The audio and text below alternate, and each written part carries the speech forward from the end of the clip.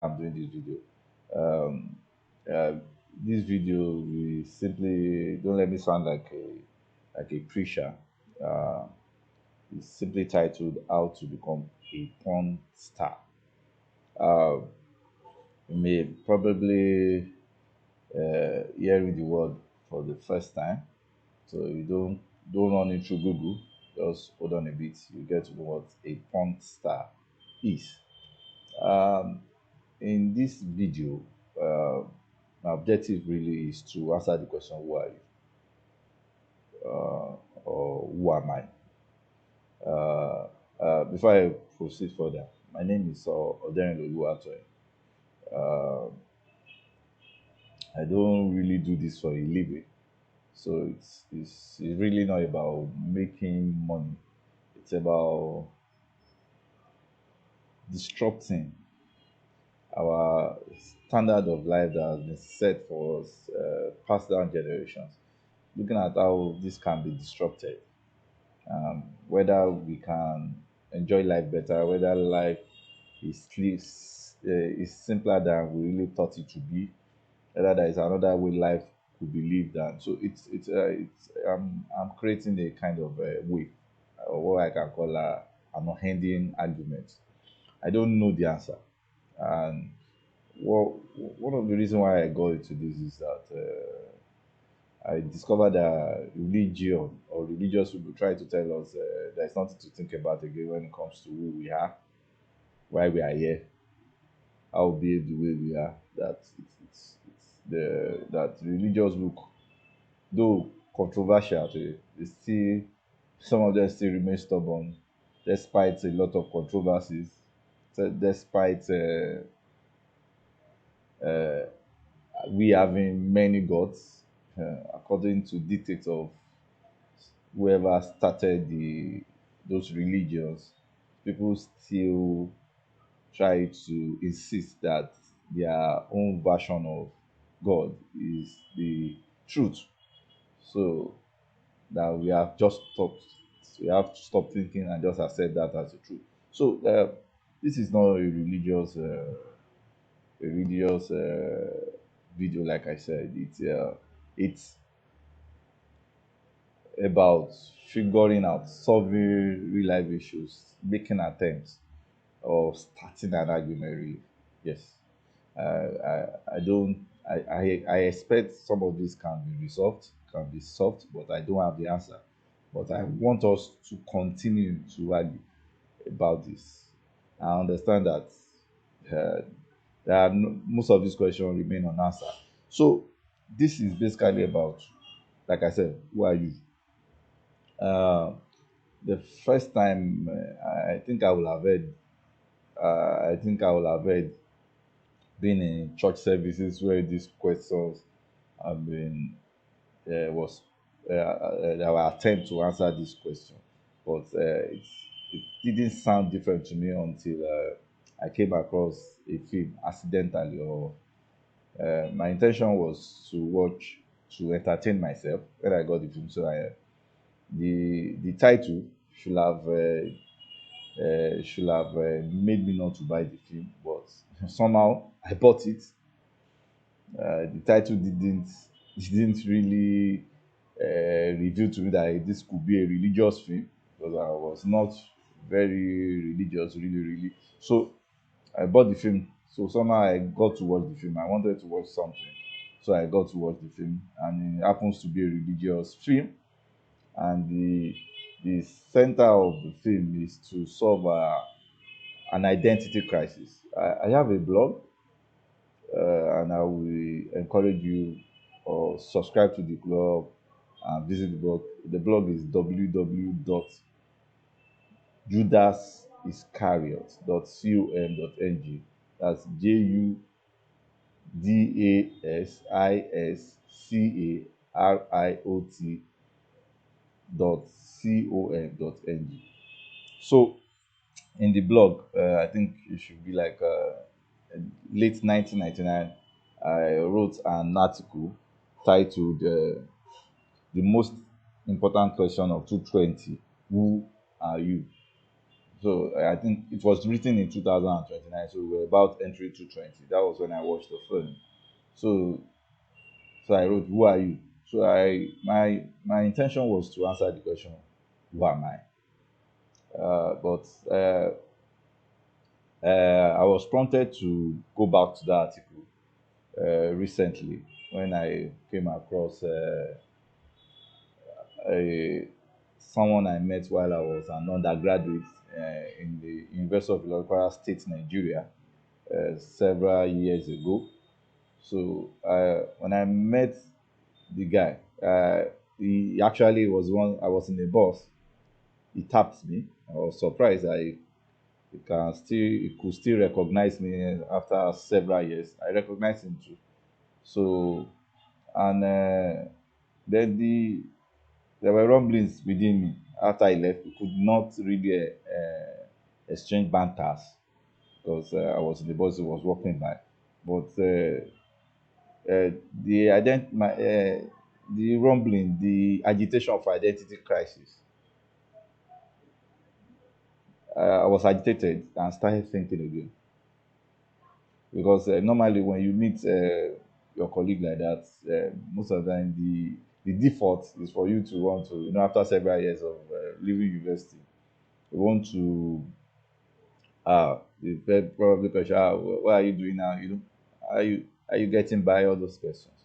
So I was that those thoughts came in that, oh, unfortunately we could not talk, but what if we have had a conversation?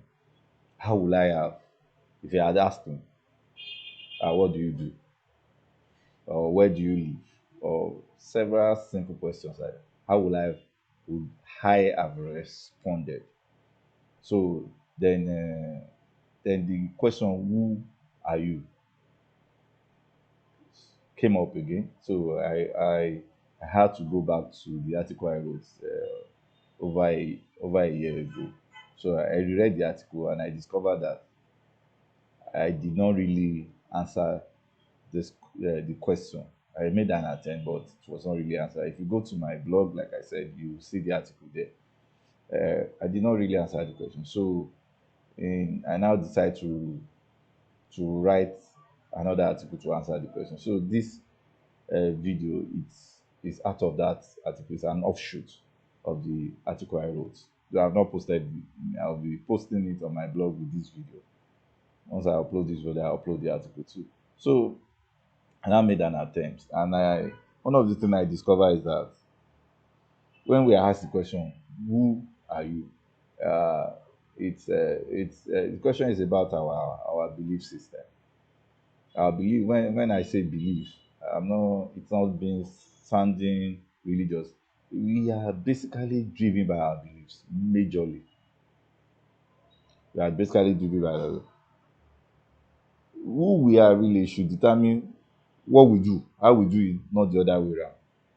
It is who you are that should determine how you behave in your office, your reaction towards your family, your your attitude towards people you come back. It should determine even what you do and how you do it, your profession.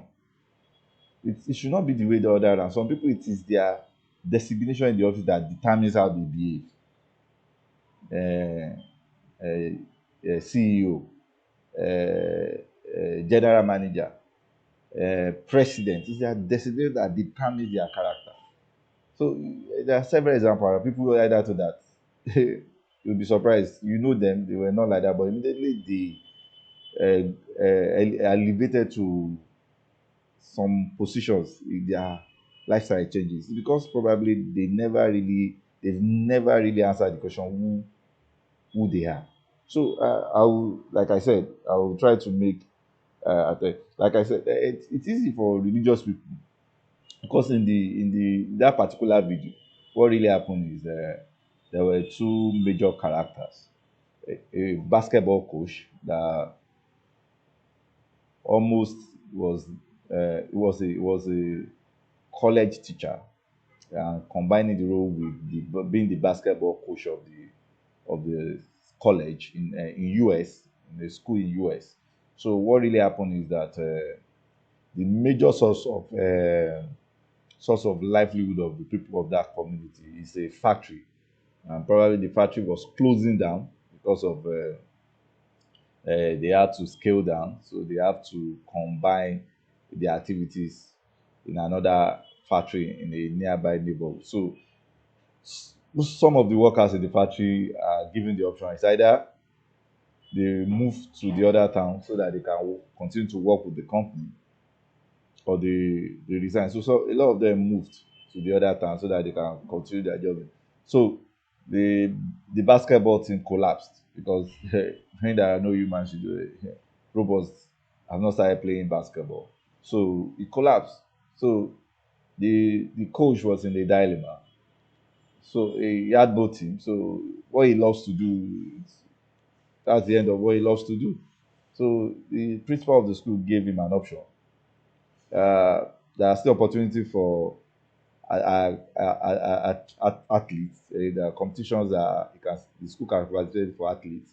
So he gave me an option to start training the athlete team without a prior training. So he was confused. How do we, one, he advertised for students to join the athletic team of the school. I think only one person responded to the call. So he was in a dilemma. How do we even coach this one person? She wasn't a professional, she was an amateur. But she is interested in, I think, was she really interested? I think she likes running really, really, but it's not as, she is not as passionate as that. So it's not really 100-meter marathon, really, marathon race. So he was in the diet, so he was confused. So, but grudgingly, uh, one of his colleagues invited him. They are Christians. One of the what Christians do, they visit sick people. So he invited him that they should go on a visit to an hospital to see some sick people. So he went. So on getting to one of the rooms, met, he developed some kind of relationship with one of the patients. They pray for patients and also. So while they pray, they started talking. Before you know it,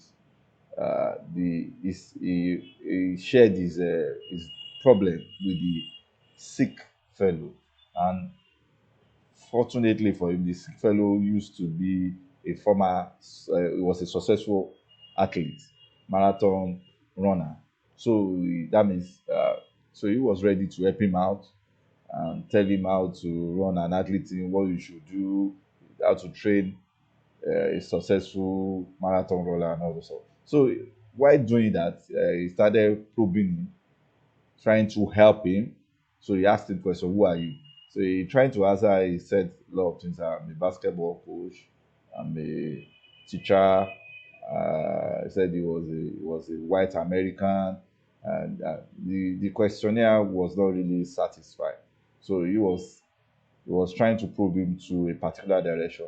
Eventually, he said he was a Christian. Oh, and the guy said, "Wow, how come your first identity was not being a Christian?" That should have been his first identity. He was trying to relate that to the story of his own life. That if he had thought more, if he had uh, seen himself more as a Christian, that he would probably be on the sick bed. Uh, Almost, he was blind. He had diabetes. He was blind, could not see, so that he wouldn't probably be on the sick bed had been afflicted this much. But because he saw himself first as all those other things before, he first described himself by his profession, eh, things he would love to do. So he said that the call. So yeah, and I don't think I disagree totally with him.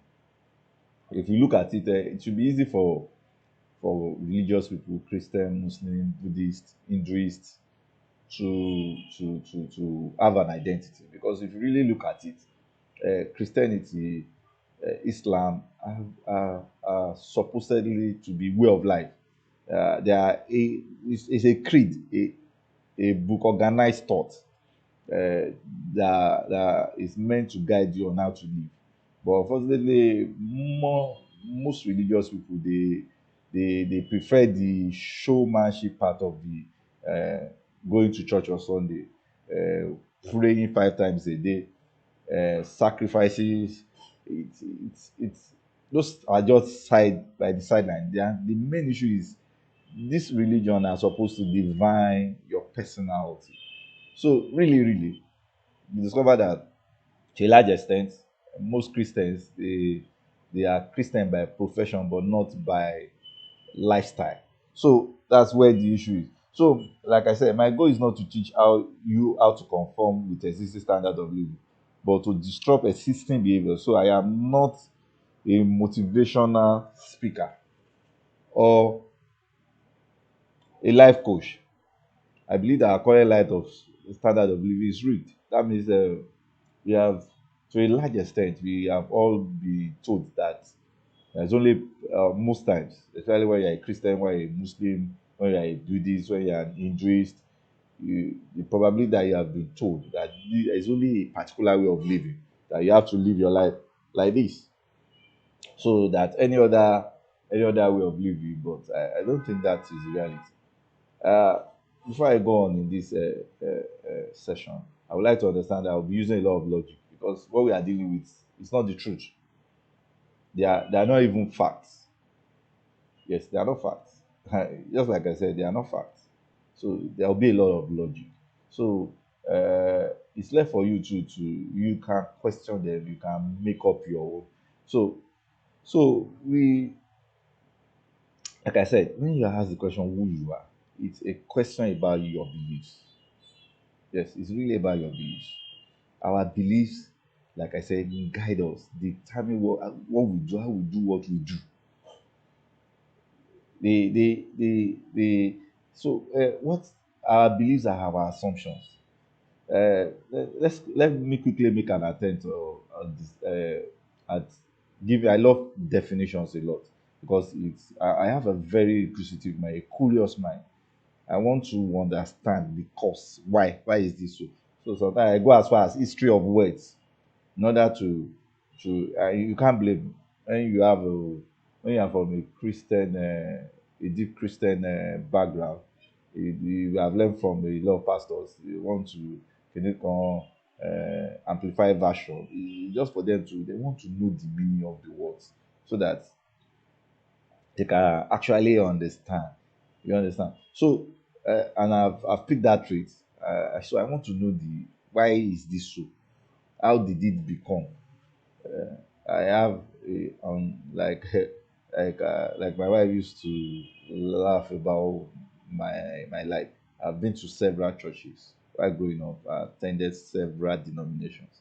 So, and I think it's about an innocent quest for the truth, really. So, believe our assumptions. According to Britannica, a belief is a mental attitude of acceptance or assent toward a proposition without the full intellectual knowledge required to guarantee its truth. So, from this definition, we understand that one, there is no guarantee that this is the truth. That is why it's a belief. You understand? It's there is no guarantee that it is this the truth. So when you use the word belief has an element of doubt. So you wonder really, really, why why do people kill because of a belief? Why do people insist that there is no other truth except from this truth? So it's the element of that when you are talking about belief. That is why it's called a belief in the first place. Like I like I argued in one of my article on my website. Uh, I said if God exists, you don't have to believe God exists. Believing in something that it is, it's unnecessary. Really, if God exists, whether you believe or not, it doesn't stop God from existing. Some people have put up this reasoning in a few fora, and a lot of people have look at me as if I'm a crazy fellow. But it's not about being crazy. It's not a kind to sound crazy, really, to sound controversial. I don't run away from controversies. But what I'm saying is, it's just a simple logic. If there is God, whether you believe or not, there is God. If there is no God, if you believe 1 million times, it won't make God to appear. So it's just the basic thing. So the only like I said, I will be substitute the word belief with assumption. Personally, I think there's no difference between the two words. The only reason why we need to survive by believing is because we have a brain that has the ability to question what we see around us, and a lot of them are mysteries. A luxury other animals do not enjoy. That's one of the reasons why we don't have an option. We have to believe. There are a lot of things around us that we don't understand. Other animals are probably not faced with this dilemma. I've never been an animal before, so I don't really know what is going on in other animals' kingdom. I don't know what's happening within the lions, but from observation, because they do not have the capacity to alter their environment. It's obvious they've not been able to alter their environment. They've always lived the way they've lived since like science made up billions of years. They've always lived like that. Nothing has really changed about how lions, how cats, how chicken. It's only probably when we domesticate them, now put them in cage, put them. But if you go to the jungle, you probably see the way dogs have been behaving over there. It has been consistent. They've not changed their ways of behavior. So you don't have the luxury of what? Of altering their environment, of improving on their environment. But we humans, because we have brains, we've been able to improve on our environment, our standard of living, even our way of thinking. For example, we want to know how we got to the earth. Were we created or we all happen by a mistake? Like Charles Darwin proposed. He said it's a ban. Some people say no, we are created. The Bible says we are created. The Quran says we are created. But Charles Darwin will say no. It's like what you can call a mistake that it just happens suddenly and evolution theory. So it's a debate. Nobody was there. The eyewitnesses are dead. So unfortunately, probably there were no records because even the Bible was written by Moses years after creation. He claimed he got it by inspiration. So uh, the Quran by Muhammad put it together. Got it too by inspiration. So they were not they were not they were not written by evidence. Probably writing was not even started when at creation. So there were no records. So for example, we want to know how we got to the earth. Were we created or if we were created, who created us? We would also like to know why we go through pain or why we are afflicted by diseases. While looking for answers, we've been able to resolve some of these problems and reduce their impact. We've been able to solve some of our problems as humans. We solved some of them, though we've not solved. So to remain sane and not become animal, we made some assumptions or we have some beliefs. Some of these assumptions have been passed down generation. Most of these documented beliefs became religion, yet this does not make them to become the truth. For the fact that a lot of people agree, for the fact that we have billions of Christian Islam, does not make what is written in the Bible the whole truth, or what is written in the Quran the truth. There are story about God, there are story about creation. That doesn't. Even some of them, they are looking illogical. The present reality, present discovery, they are looking illogical. If you really look at the story of creation, there were several assumptions. Yeah, one of the assumptions is that initially it thought as if the heaven, when you up there, because nobody has gone there, it's heaven. But from recent understanding about the world is a sphere. There is nothing like up there. If you leave the sky, it's an open space. You have other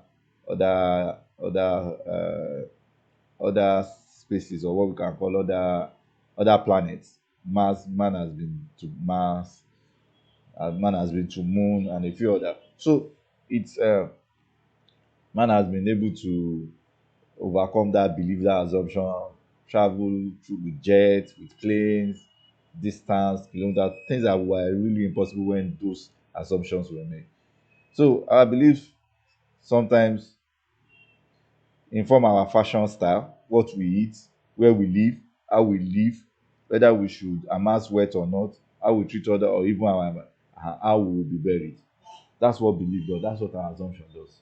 So basically, So trying to answer the question why am I will encourage you to do. Don't whatever I'm saying here, don't take it as gospel truth.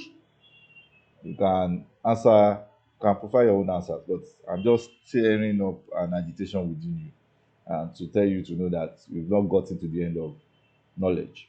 So, like I said, the topic of is how to become a pastor. So it's a word I coined. So I'll be introducing that word to you. What is a who is a porn star? Porn star is a noun because it is my word. So I'm giving you the characteristics of which means anyone that believes all things are possible, that life is simple or easy, nature is neutral, and death is good. So if you share this assumption, you can describe yourself as a porn star. You don't have to be a porn star, you can find your own word. That's part of the disruption I'm doing. Almost all the words we have were coined by human.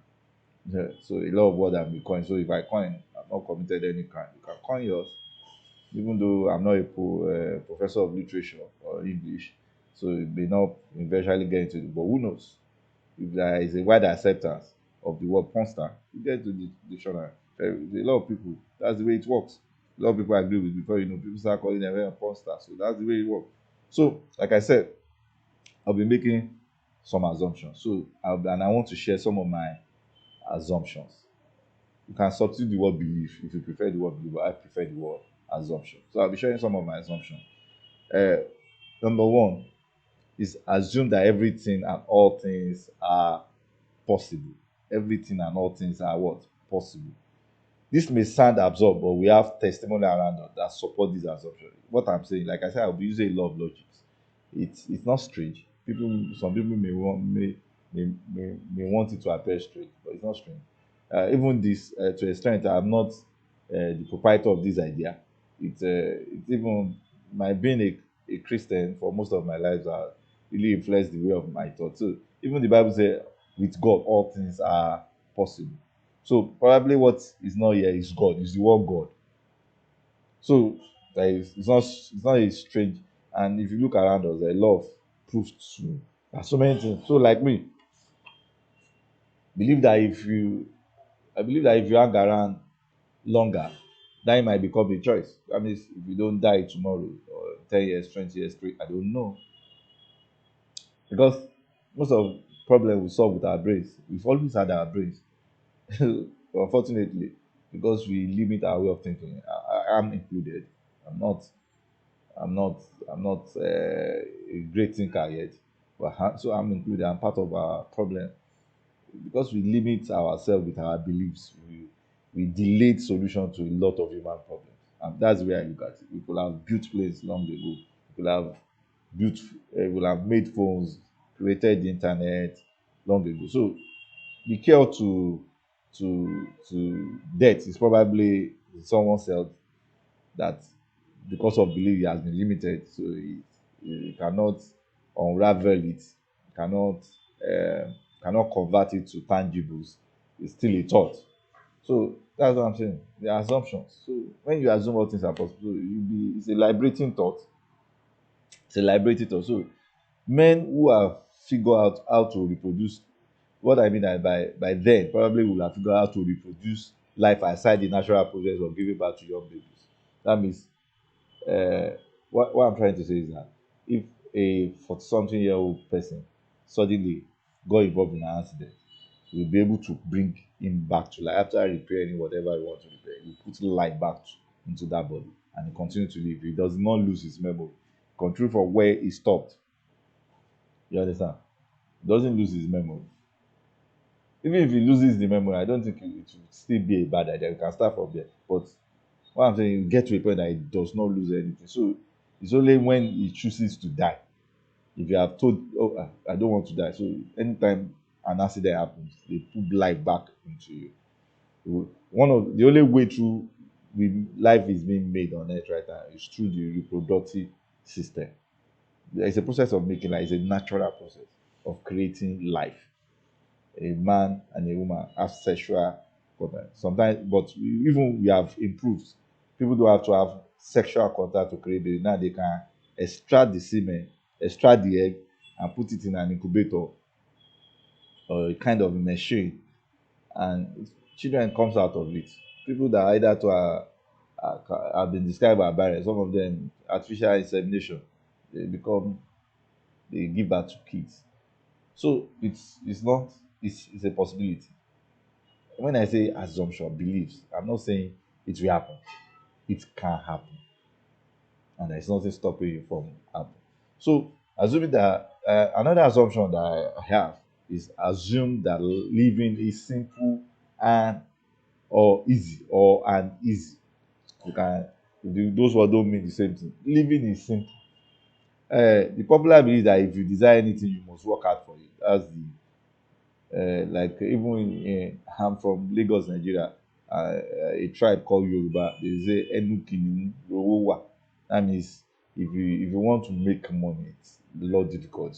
It's in the mouth of a lion. So you have to either kill the lion because that's the only way you can get money from the mouth of a lion. You kill the lion. If you go there without killing the lion, will devour you. So that's the general belief that you have to, everything you get, you work for it. But it's not people inherit properties are there. It's it's most likely that mental agitation or thinking might be the only talent for human to be in a short run. That's my assumption. Uh, the notion that we have to work hard to get this may become very unpopular. What I mean by hard work really right now is physical strength, exerting physical strength. Uh, there is a lot of how do I put it? A lot of inventions going on about robots. So we already have machines that are, that are doing some tasks that ordinarily either to it has been through labor they have made life simpler, production simpler, manufacturing, agriculture now we use tractor. That the only thing the man do is drive the tractor and we cultivate more land. So probably what I'm saying is with time you don't need a man to even drive the tractor. A robot will do it. A robot. But there's a lot of research going on robotics, a lot of invention in that direction. So when you now have a robot, that means all it's left for man to do is think.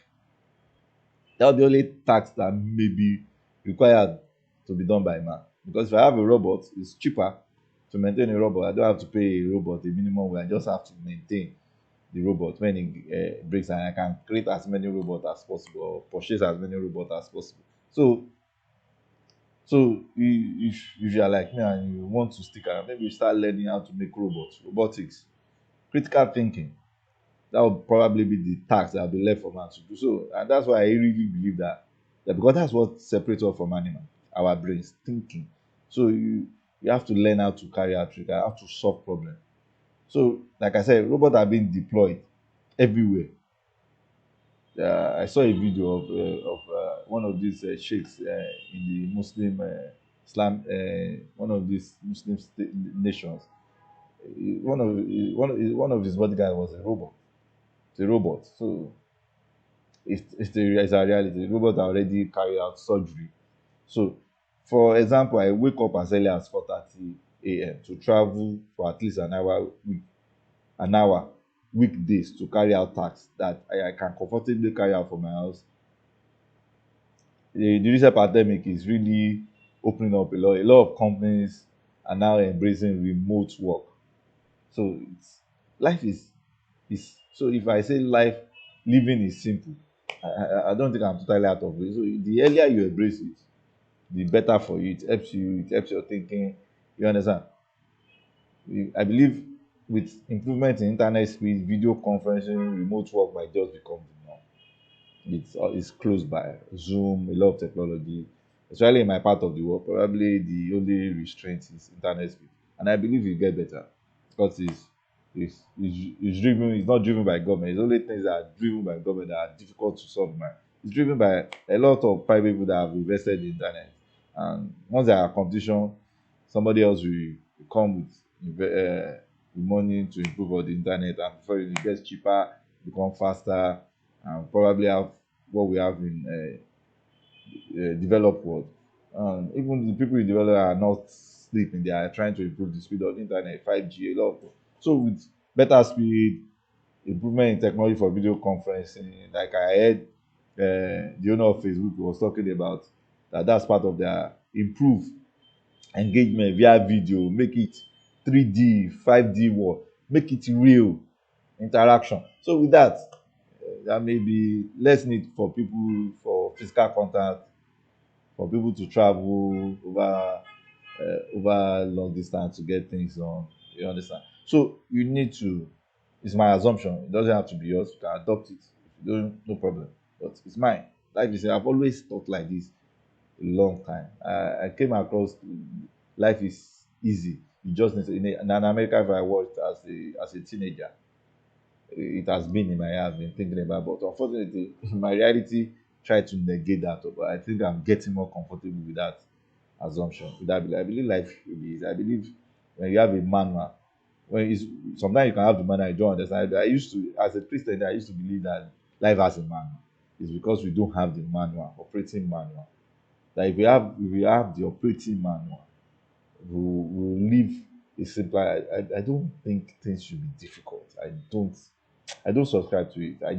That's why to some extent I don't fit in to the existing living standard.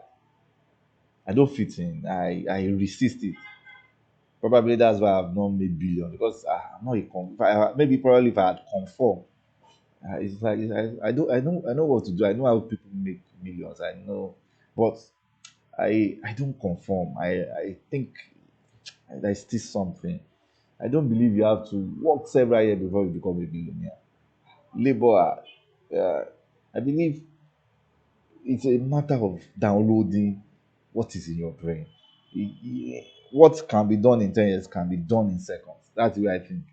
That's why usually you heard me made that statement like that. You could have made these phones, you could have made this laptop that I'm using several years ago. You could have built planes billions of years ago because nothing has changed. They are product of our brain. But unfortunately, probably because we don't have unity, we don't know how to harness brain resources. What I mean, we cannot organize ourselves thinking together because it's like these ideas are deposits in people, and you see over generation there is an improvement.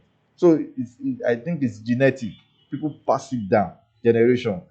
Elon Musk probably his dad if his dad had collaborated with Aristotle, abi his great grandfather had been able to collaborate with that, probably the problem Tesla would have been created then. He would just have read am, but you understand what I'm trying to. So it must have been passed down. The father could not. I think we all have deposits by nature. Nature has been nice to us, giving us ideas. He did not put the idea in one brain. He distributed it equally so that we can become what we call commonwealth. Unfortunately, through beliefs, if you have read history, like I've tried to, I've read some, you discover that a lot of people have been killed by kings, by monarchs, because they thought the world was spherical, because a long time they thought the world was was flat. They felt the world is about them. The Africans felt the world was about Africa. Chinese felt the world is about China.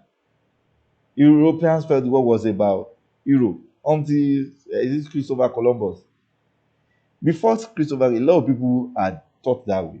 That has they were killed. You understand what I'm saying? So that's the way our world is. So when people embrace that whatever is their belief, it's an assumption. We will go on. There will be less rancor. There will be less disagreement because it's an assumption. It's an assumption. A belief is an assumption. A belief is an assumption. So I will introduce you to another of one of my. I think this should be the third one. Assumption. Assume that nature is neutral. There is no hell, no heaven. It's my assumption. You may disagree. There are no negative nor positive, no good nor bad. People are not wicked or kind. There are no sinners nor saints. Humans are product of their assumption. Even those that kill others to achieve their aims are so because they believe it's all they need to do to survive. The first creed for human generally, for animals, which to a great extent we are, is survival. So people do things because they want to survive.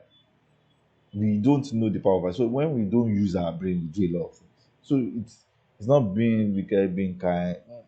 There are no that divide. I don't agree. It's my assumption. I may be wrong. It may be true. I don't know your assumption. You may share them in the comment section. Whether you are reading this on my blog or saying you can share your assumptions. Like we don't have to, but these are my assumptions. Like I said, let me buttress with I grew up with animals. Goats, my parents reared goats, chicken, dogs, cats, all sorts. Pigs, hare. That's my parents reared several times. And right now, in my own compound where I live, I don't have all sorts. I have gift it was a gift from my parents. Uh, chicken, local chicken, local Nigeria. Would I call it Nigeria? Local chickens in Lagos, Nigeria. I once had two cockroaches. They were living together peaceful, and suddenly I caught them in the deadly fight. They grew up. I saw them grow up. So all of a sudden, I think they became aware of themselves. I think at that point in my company, I had just two cockroaches and a female hen. So I suspect that it was a territorial fight, but it was deadly. They were bleeding and yet they were growing weaker and yet they won't stop. So I was forced to kill one of them because eventually if I'm not very careful, I will lose both of them. So I killed one of them and that probably I solved the problem. So I believe another cockroach in similar situation we fight. So it's about survival, not necessarily about being wicked. So what I'm trying to say, what happened between can we say they were wicked? It's a instinct. This female should be my own. So how do we settle this? Okay, allow me, you will not allow me. They can't reason. So the only thing what instinct taught them is right. So can you you can't blame them for such action. It's not their fault. So sometimes when human get degraded to the level of an animal, they fight, they kill, they steal. So do you blame them for such? It's not. It's a natural state. Fine, they have the capability to do better, but unfortunately, there is no realization. If you don't realize a thing, I've told you just like myself, I could have done this video 5 years ago. But I've always seen a laptop with a camera. I mean, several years ago, like 5, 10 years ago. But I've never thought I can do this video without the help of another person, not necessarily professional. Another person, I believe somebody will help me to do video. You need some. So I just something just struck in my mind. I just take, and it was so simple. There is an app on my laptop that I didn't have to. I was thinking I was even going to download. I just clicked on the camera and I discovered the camera has a capacity to make video. So it has always been up. I never knew it was on the laptop. So it has always been there. I didn't have to buy anything new. I didn't, you understand? There were no new investment. So probably I had I had a problem because it was my sister that first told me that my brother, you need to put some of your thoughts in videos that it will make a lot of sense. So she told me she's in Canada now. She told me like over 2 years ago, or 3 years probably. But I will need somebody to help me. Maybe my daughter, maybe somebody. I was even almost talking to one of my a relative, as in almost asking him for professional support because he's into video. That's what he does. He does. So, but I can make this video. It may not appear professional, but I think it's still good. At least as by the time I make one or two more, I can now look at improving. But I think this still suffice for the purpose. So it's like that, and I believe that's probably our dynamic as human. So sometimes we look diseases, viruses. They are also trying to survive. Parasite, malaria causing parasite. Sometimes we get killed by these viruses, HIV. I don't think that their intention is just survival. If you have, they don't is they don't target this person, cancer, all those. They are just surviving. they too don't want to. They want to exist. They want to continue to exist. So unfortunately, sometimes we become victim. And so it's not when animals behave the way they do. It's not being wicked. They are not wicked. They are just it's instinct. So the instinct is survival. So I believe we may not get punished for our action. That is, there are no well, we may not get rewarded. I believe it all ends here. So if you can do anything, if you think you don't want to die, I think we gather ourselves, start thinking, we may come up with the solution to death. I don't think nature is interested whether you die or live. I'm serious. That's the way I think about it. I don't think nature is not really, it's not really interested whether somebody dies or live. Nature is just there. It's balanced. Nature so I believe if we galvanize ourselves, we may have solution to death. I don't believe we'll get to one heaven or one hell and get punished for what you did on that. It's not your fault. You didn't create yourself. You just find yourself here, became conscious of it, and you live. you may there may be opportunity for you to live a better life, but unfortunately, if you don't come to that consciousness, you won't. If I don't read books, uh, uh, somebody in the village may not have such opportunity. If I'm not educated, I'm probably not better than this. Like a Buffett used to say, he said, you probably be a hunter. You will not even be a very good hunter. So it's life. It's you don't. I don't believe you get punished for things you did not. If so, a lot of us have choices. You probably not be human even. So, then I think that this should be my last assumption for this session. Is assume that death is good. That's my assumption. I've told you, you don't have to agree with me. Like I said, these are personal, they are not necessarily true. However, when the truth is absent, we are entitled to our opinion on the truth shows up. It's the truth. As simple as that. I'm entitled to my opinion. See, there is no truth. And I have ability of truth. I used to say, with all the controversy about God, Islam, Boko Haram, terrorists, different part of God killing people, God has not showed up once and say, okay, I'm tired of this. This is me. It is Christianity that is the way. It is Islam, it's Hinduism. He has not. So, probably there is no God. I've told you, it's an assumption. Assume that death is a state of nothingness. I believe that a dead man is not better than humus soil, good for growing potatoes, and at best converted to crude oil. If you are courageous enough to eat one, why not? It will serve as good source of protein. I'm not encouraging people to be cannibals. But what I'm saying is, when some a dead body, if you eat it, I don't think there will be any consequence. A dead body, people kill people. People that are in the part of the world I live, I hear of human sacrifice. I cannot rationalize it. Killing somebody because you want to make money or because you want to live long. A lot of things exist around. Some people are inflicted with it, then they will go and meet a diviner, and the next thing say if you kill somebody you survive. So it's there. People do it. They just want to survive. So we may describe them as wicked. It's just our word. I don't think nature sees life as wicked, good, and bad. I don't think nature sees. We are entitled to describe it. I do it. I may even do it sometimes. I even used to encourage my kids, don't see people as ugly, beautiful. Human is human. It's not their choice. You understand? So it's what I'm trying to say is it's nature is neutral. It doesn't that is good. That's us problem. So, and if we don't, we can find solution to that. So, nature does not care. Uh, so, if you choose to eat another, it's left to. Sometimes this assumption is scary. Seriously, myself, it's not like I'm very, very comfortable with my thoughts, with my assumptions, with my beliefs. Yeah, my beliefs. I wish most society that is heaven. Do I hate hell? Who doesn't like heaven? Who doesn't like a place where, like I said, life living is simple. So you can say I love life. I love enjoyment. I would have loved because the Bible description of heaven is wonderful. I would have loved to have been in that heaven where I will enjoy, I won't have to struggle to eat, I won't have to struggle to do a lot of things. I will just be there enjoying myself. So I want that. But unfortunately, uh, I don't like false hope. And I'm not saying that hope is bad. Hope is not bad. Hope is good. I also think hope.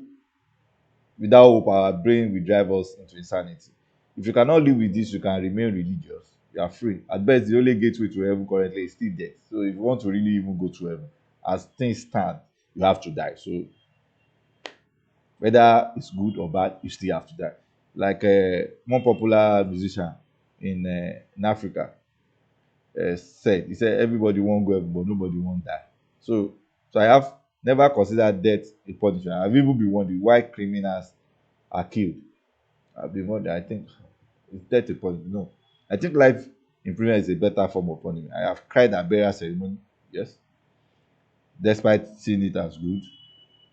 I had felt bad and cried when death seemed harder than I expected. You can't blame me. I was a Christian for most of my teenage years. But all the same, I think there is no reason to worry about death. So that's the way it is. These are my thoughts. These are my assumptions. You don't have to agree. And I encourage all of us subscribe to my YouTube page. If you see this on Twitter, share. If you think you can stir up some form of reasoning, debate, you understand? It's just about trying to live a better life. Subscribe to my YouTube. I will make more of this video. Uh, like my Facebook page if you see it on Facebook. Subscribe to email newsletter, email newsletter on my website. Like I said, my website remains www.judasiscariot.com.ng. You can subscribe.